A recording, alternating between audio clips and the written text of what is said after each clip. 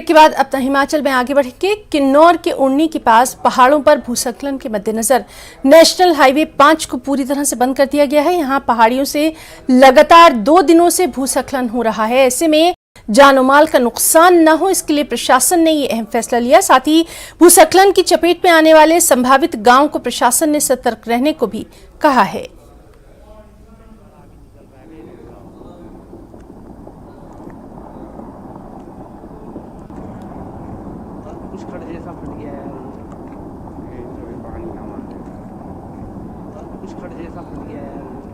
सड़क बंद करवा दी थी क्योंकि वो काफ़ी चला हुआ था। वहाँ से लैंडस्लाइड, उसमें पत्थर मिट्टी काफ़ी आ रही थी, धूल भी काफ़ी थी, कुछ पता नहीं लग रहा था कितना मलबा आ रहा है।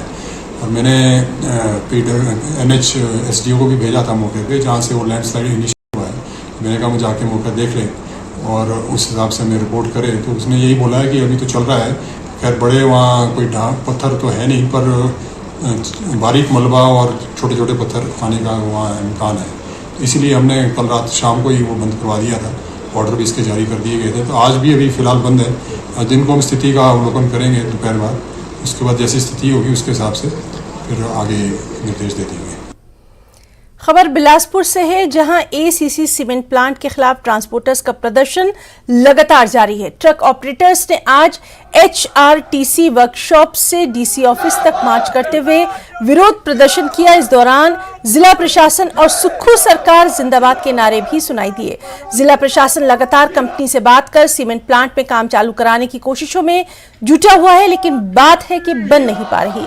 ट्रांसपोर्टर्स का कहना है कि अगर कंपनी नहीं मानती तो सरकार सीमेंट प्लांट का टेकओवर कर काम शुरू कराए।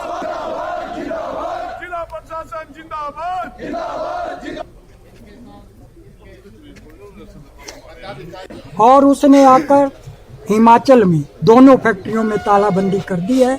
हमारा रोष है कि फैक्ट्री को चलाया जाए और ये हमारा व्यवसाय जो है उसको सुचारू रूप से चालू किया। अगर ये नहीं होता है तो हम इससे भी ज़्यादा रोष प्रकट करेंगे और सरकार से डिमांड करेंगे कि इस ग्रुप को इन दोनों फैक्ट्रियों को अपने हाथ में लेकर स्वयं चलाएं, ताकि लोगों का जो ये व्यवसाय है ये सुचारू रूप से चलता रहे। हमारी आजीविका हम। विक्रमादित्य सिंह ने सीमेंट विवाद पर नियमों को कड़ा करने की जरूरत की बात कही है। स्ट्राइक पर होने से बहुत से लोगों का, जो हमारे ट्रक ऑपरेटर्स भी है और वहाँ पे और भी जो लोग काम कर रहे हैं, उनकी रोजी रोटी पे एक बहुत बड़ा प्रश्न चिन्ह लग चुका है। इसलिए इस पे सरकार को हस्तक्षेप करना चाहिए, करा भी है, और जल्द से जल्द इसका जो है एक वे आउट निकालना चाहिए।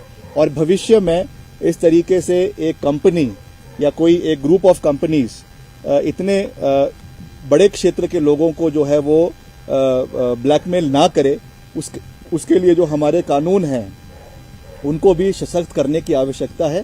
क्रोनी कैपिटलिज्म है और ये मोनोपोलिस्टिक टेंडेंसीज की वजह से जो है कहीं ना कहीं प्रदेश के लोगों का और जो हमारे ट्रेड यूनियन है, ट्रक यूनियंस है, उनको नुकसान हो रहा है।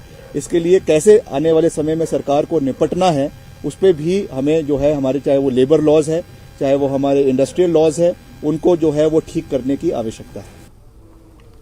वहीं कांग्रेस के वरिष्ठ विधायक हर्षवर्धन चौहान ने सीमेंट प्लांट विवाद को पूर्व की जयराम सरकार की देन बताया और कहा कि सुक्खू सरकार ने कंपनी को नोटिस दिया है, जल्द ही विवाद को सुलझा लिया जाएगा। सीमेंट प्लांट में सरकार का बंद करने में कोई रूल नहीं है। ये जो झगड़े हैं और ये जो विवाद है ट्रक ऑपरेटर्स और सीमेंट प्लांट ओनर्स का, ये तो पिछली सरकारों की देन है। ये सरकार ने तो कुछ नहीं किया है, ये तो सीमेंट प्लांट्स ने अपने आप जो है बंद किया है और सरकार उसमें एज एन मीडिएटर जो है वो रोल अदा कर रही है। वो दोनों पार्टियों से बात की है और सरकार ने तो नोटिस दिया है सीमेंट प्लांट कंपनीज़ को कि हमारे बहुत सारे जो एम्प्लॉयज़ हैं उनको नौकरियां जो है उनकी छिन गई है और उनके जो ट्रक ऑपरेटर यूनियंस हैं उनके भी काम उनका प्रभावित हुआ है। तो बहुत सारे लोग प्रभावित हुए। सरकार ने उचित कदम जो है उठाए हैं और उसमें मुझे लगता है जल्दी कोई फैसला होगा।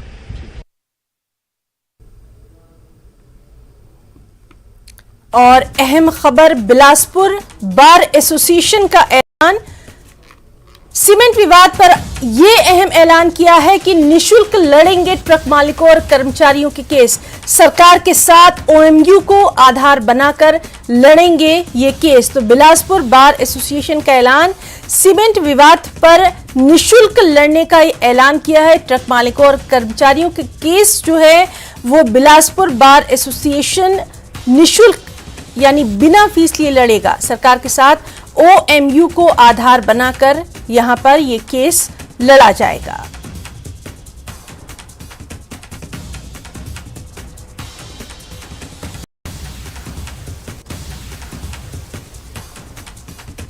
तो अहम खबर, बिलासपुर बार एसोसिएशन का बेहद अहम ऐलान, निशुल्क लड़ेंगे ट्रक मालिकों और कर्मचारियों के केस। सरकार के साथ ओएमयू को आधार बनाकर निशुल्क ये केस लड़ेंगे। सीमेंट विवाद पर बिलासपुर बार एसोसिएशन ने ये अहम ऐलान किया है।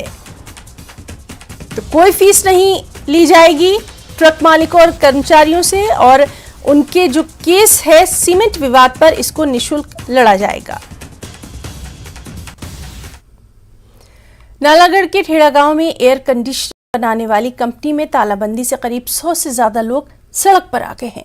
उनका प्रदर्शन पिछले 5 दिनों से लगातार जारी है। कंपनी प्रबंधन की ओर से काम कम होने की वजह से 2 दिन की बात कही गई थी, लेकिन 4 दिन बीत जाने के बावजूद कंपनी के गेट पर ताला लगा हुआ है। अब मजदूरों ने अपना फुल एंड फाइनल हिसाब करने की मांग की है और उनकी मांग पूरी न होने पर भूख हड़ताल पर जाने की चेतावनी भी दे डाली है।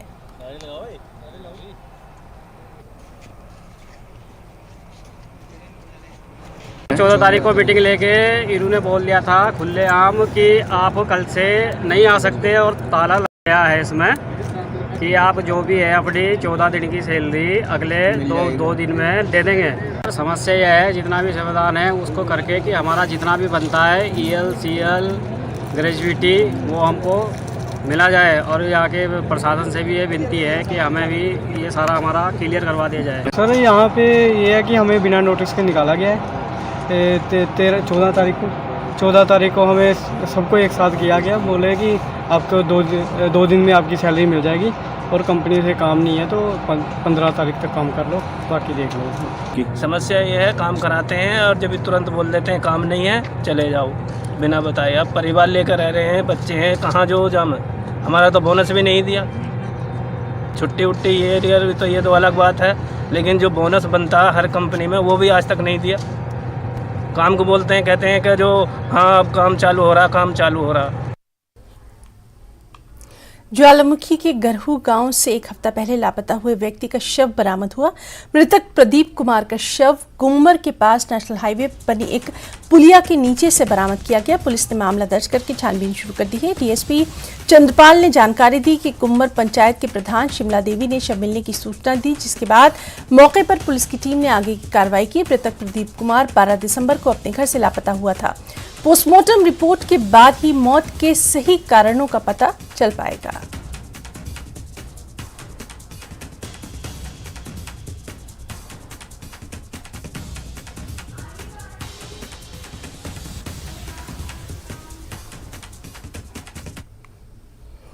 जयसिंहपुर के आशापुरी पोलिंग बूथ से 12 नवंबर से लापता हुए मतदान कर्मी संजीव कुमार का अभी तक कोई सुराग नहीं मिल पाया है। इसे लेकर संजीव के परिजनों ने जिला प्रशासन से एक बार फिर मदद की गुहार लगाई है। संजीव कुमार विद्युत बोर्ड में कर्मचारी हैं। मतदान कर्मी के रूप में उनकी जयसिंहपुर के आशापुरी पोलिंग बूथ पर ड्यूटी लगाई गई थी। डीसी कांगड़ा ने संजीव के लापता होने के मामले को मजिस्ट्रेट जांच के आदेश भी जारी कर दिए थे। रोंखर पंचायत के पूर्व प्रधान पृथ्वी सिंह ने बताया कि चौथी बार हम संजीव के परिवार के साथ जिला प्रशासन से मिलने पहुंचे हैं और अब प्रशासन 7 दिन का समय और मांग रहा है। अगर 7 दिन के अंदर संजीव को नहीं ढूंढा गया तो ग्रामीण संजीव के परिवार सदस्यों के साथ डीसी कार्यालय में धरना प्रदर्शन करने के साथ ही चक्का जाम करने पर भी मजबूर हो जाएंगे।